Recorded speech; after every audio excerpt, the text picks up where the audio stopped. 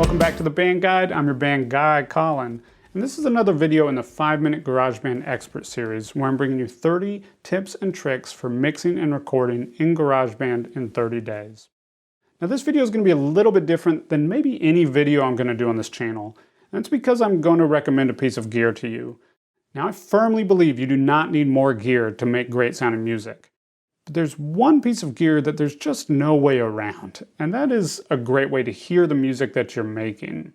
And specifically, a great pair of studio mixing headphones.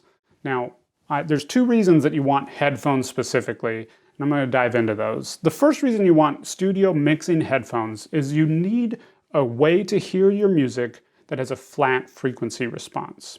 A flat frequency response just means that from the low frequencies to the high frequencies, there's no boosts or dips to what you're hearing. Now, for example, a great pair of Bose headphones sound awesome, but they typically will do some boosts and cuts to make it sound even better to the listener. The problem with that is if those headphones have boosts and cuts here, and then you take your headphones to listen in your car or on a different system that don't have those same boosts and cuts, you're going to be missing some of those frequencies that you could have added in or you could have helped highlight in your mix because you were trying to mix on a pair of headphones that had some boosts at certain points. So if you want low end in your mix, and Bose has done a nice bump on the low end of their headphones, then you might not add low end there that you need, where if you have a flat frequency response in the headphones you're mixing in, you're gonna know how much low end you need to add to your mix. So a flat frequency response is super important. It will help your mixes translate better to different systems and just all around make it easier and faster for you to get a great sounding mix. The second reason is that headphones take out the room from the equation. So if you have a nice pair of studio monitors, they can sound great. They can be totally flat in how they produce signal.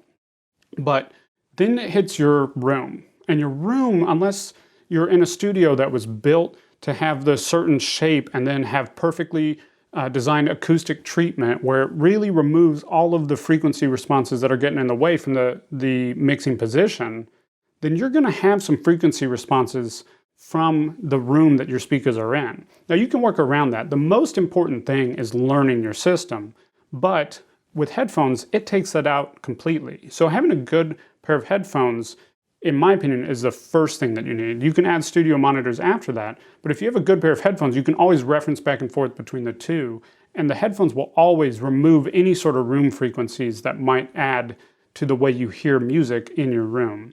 So you definitely need a good pair of headphones. I know that there's a lot of information and a lot of different people talking about a lot of different headphones on the internet. I typically will not recommend a specific pair of headphones or a specific piece of gear to you. But headphones are something that when I was starting out, I could not figure out what pair of headphones to get. And it's not a cheap decision. So I bought a couple different pairs over the years of cheap, like $100-ish headphones that are not cheap, but I didn't like the way that they were sounding.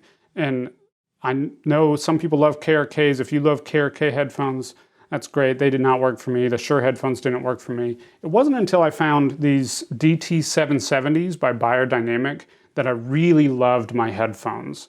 And they make a few different versions of these. I think the Studio and the Pro are more or less the same, but I would recommend to you to get the 80 ohm. It's going to be the best configuration for recording and for mixing, and that way you can use these to record. They have great rejection. You're not going to have a lot of bleed into your microphones from the click track or just from the tracks that you're listening to in general.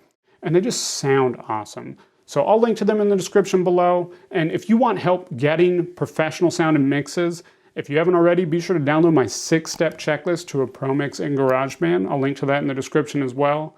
And I'll see you tomorrow with another video.